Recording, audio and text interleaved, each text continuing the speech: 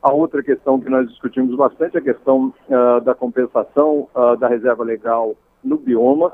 Nós achamos que isso pode ser, mas desde que seja a última condição. Então, a condição seria compensar o mais próximo possível na propriedade, dentro da microbacia. Se não tiver uma condição de compensação na microbacia, passar para a condição da bacia. E se não tiver na bacia, passar para a condição do bioma. E não como primeira alternativa ir direto para o bioma. Porque isso você vai acabar com o mercado da compensação, além do que você vai estar compensando informações em ecossistemas que são distintos daquele que foi degradado. Então, a nossa perspectiva é, se foi degradado um ambiente numa determinada situação, é esse ambiente que precisa ser recuperado. Caso não tenha situação para compensar desse ambiente, aí sim passar para os outros demais ambientes. Isso acho que precisa ficar claro que em todos os nossos documentos, SBBC e ABC, nós falamos que nós não concordamos com efetivamente a recuperação para a reserva legal de áreas de alta aptidão agrícola que já estão disponíveis para a agricultura. Essas áreas devem continuar sendo usadas para a produção e o que a gente propõe é que essa compensação seja nas áreas de menor aptidão agrícola que existe na microbacia, na bacia e no bioma. Tá? Então é isso que essa discussão que é feita nesse relatório. Depois disso, a gente discute, na verdade, a questão do uso de espécies exóticas na reserva legal, que o PLC 30 põe como uma possibilidade, mas não estabelece tempo, e o que a gente propõe é que pode ser usado espécies exóticas, sim, desde que ela seja usada temporalmente. Então, por um determinado período, você usa a espécie exótica como forma de reduzir o custo da recuperação da reserva legal. E por que a gente fala isso? Porque o manejo de espécies nativas, dentro daquilo que é permitido para a reserva legal, tem um rendimento econômico muito maior do que a própria espécie exótica. Então, é isso que a gente defende. Inclusive, é uma questão econômica. Além de ser ambiental, de você estar trabalhando com espécies nativas, essa área servir como uma área mais permeável para a movimentação de fauna e flora, é ainda uma situação de maior rendimento econômico. Você produzir uma madeira nativa no Brasil dá muito mais retorno econômico do que produzir eucalipto ou produzir qualquer outra espécie que não seja nativa. Então, essa é a perspectiva que nós temos falado, que, inclusive, é uma questão econômica. Um outro ponto que é discutido é a questão dos módulos rurais, 4 módulos rurais, que a agricultura familiar, então foi usada a questão dos 4 módulos rurais como para atender o pequeno agricultor.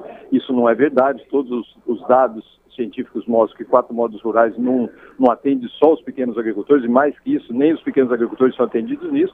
E o que a gente propõe é trocar esse 4 módulos rurais por agricultura familiar. Nós achamos sim que a agricultura familiar tem que ser diferenciada, tem que ser tratada de forma diferente, particularizada no Código Florestal, mas é a agricultura familiar e não os 4 módulos fiscais, como é colocado no PLC 30. Então, é só trocar o termo 4 módulos rurais por agricultura familiar, que essa sim merece um tratamento diferenciado.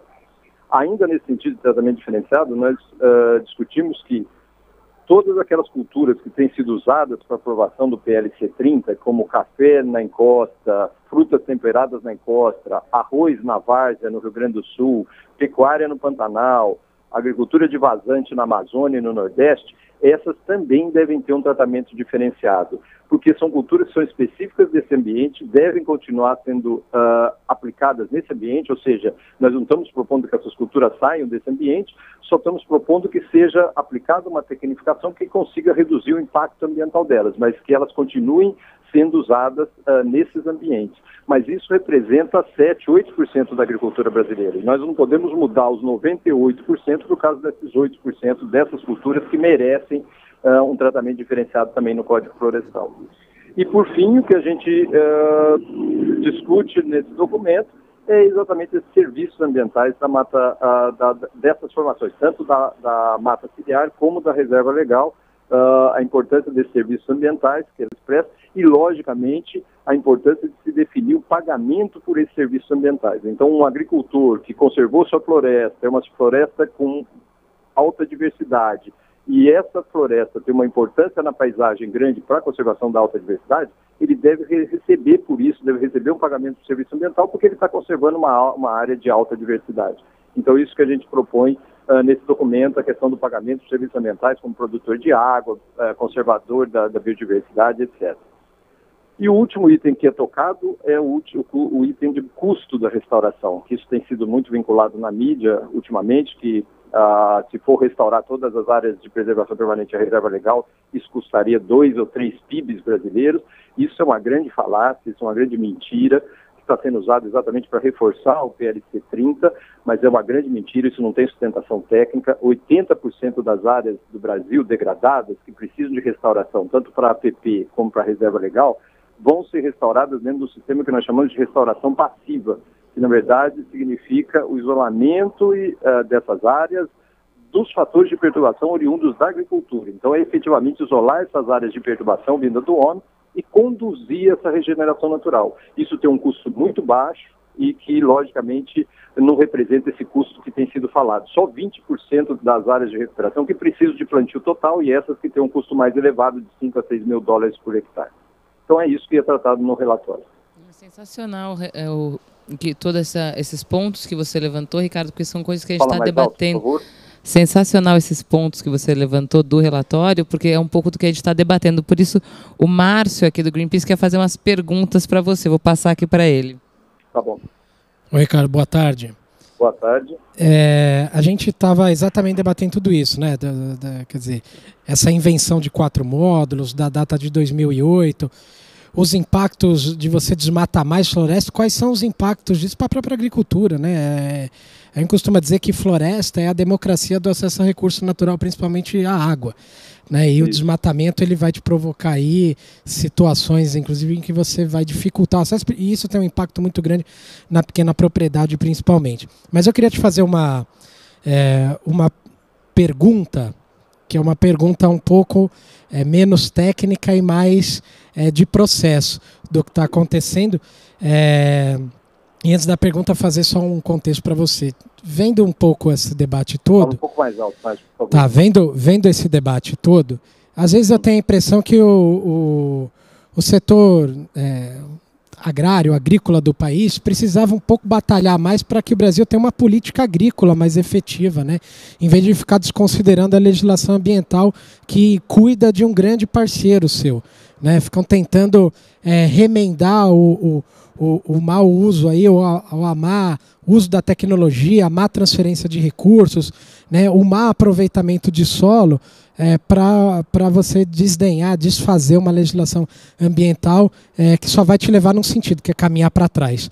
E eu queria te fazer uma pergunta baseada em alguns comentários do Alceu Magnani, que você deve conhecer, que foi uma das pessoas que fez a escrita do Código Florestal de 65. E um dos únicos que ainda permanece entre nós para poder comentar esse Código Florestal. E ele dizia que lá ele passou 3 anos, quase, em reuniões semanais com cientistas, avaliando as diferenças regionais e etc. e tal. E o que a gente vem debatendo no Código até hoje é que não tem essa ciência, não foi considerada. E você diz agora que a SBPC, né, entregou lá atrás, eu me lembro, há alguns meses atrás, um documento dizendo, olha, isso daqui são as contribuições iniciais, mas a gente precisa de mais tempo, não é assim, assodado, não dá para, né, se ter uma conclusão assim. E saiu esse novo papel da SBPC há 2 semanas, se eu não me engano, atrás. A minha pergunta é o seguinte: o pedido que vocês fizeram lá há 2 anos, né, há 1 ano atrás, as declarações que precisa de mais de tempo, esse relatório estão no texto? Ou, de novo, eles foram desconsiderados, né? Quer dizer, vão ser desconsiderados até quando? O que você acha que está acontecendo aí? Porque uma coisa é ouvir, outra coisa é escrever, né, no texto. Tá. Isso é uma questão que nós temos discutido muito, de realmente a importância de tempo para elaborar uma boa política ambiental brasileira, já que ela realmente é importantíssima. Mas nós temos discutido muito exatamente isso, que na verdade o problema do Brasil não é a questão de uma política ambiental, é na verdade a ausência de uma política agrícola brasileira que nunca foi estabelecida. Então nós não podemos em 2011 permitir que, por exemplo, um pequeno agricultor que tenha pecuária nas regiões mais declivosas, como a Serra da Mantiqueira, a Serra do Mar, e isso são grandes áreas no Brasil, tenha um rendimento de 200 reais por hectare ano. Isso não existe. Para imaginar um agricultor com 30 hectares vai ganhar 6 mil reais por hectare ano, por ano naquela propriedade de 30 hectares, se se ele usar 100% da propriedade. Se a gente dividir isso por 12, é menos que o salário mínimo. Então, lógico que numa política agrícola dessa, Bolsa Família realmente tem uma importância grande, já que o agricultor com 30 hectares recebe menos que o salário mínimo por mês. E é isso que nós temos que discutir. Quais efetivamente seria a cultura para colocar numa área dessa que ele conseguisse ter um rendimento que seria passível com uma dignidade de vida para ele. Então, isso que a gente tem falado, que não é problema de diminuir a pressão sobre a reserva legal, diminuir a pressão sobre a APP, que vai resolver isso. Então, isso a gente tem batido bem, bastante disso. Logicamente, para definir uma política agrícola associada com uma política ambiental bem feita, nós precisamos de tempo. Por isso que a SBPC pediu 1 ano e meio, chegamos até 1 ano para discutir essa elaboração de uma política agrícola associada com uma política ambiental, que nós consideramos que é o grande diferencial do Brasil. O Brasil pode produzir alimentos com sustentabilidade ambiental, muito diferente dos demais países do mundo, principalmente os Estados Unidos. Nós temos essa chancela na nossa agricultura. É uma agricultura que produz bem, tem alta produtividade, mas produz com sustentabilidade ambiental. Isso, com certeza, vai permitir, já dentro dessa política agrícola, a questão de certificação dos nossos produtos, a questão da diferenciação internacional dos nossos produtos, a questão de pagamento de serviços ambientais para os agricultores, permitiria tudo isso. Para isso precisa tempo. Então, nós tivemos 2 momentos. O momento que a gente pediu esse tempo e o momento do desespero que a gente pediu para que esse relatório não fosse aprovado. E se for aprovado, aprovar com grandes modificações para que a gente consiga, ao longo do tempo, ir elaborando essa política ambiental e agrícola. Porque se ele for aprovado do jeito que está, certamente os impactos ambientais vão ser muito fortes e nós vamos nos arrepender no futuro de ter perdido muitas áreas que não vão ser usadas para produção. Isso que a gente queria bater muito nisso. São áreas de baixa aptidão agrícola.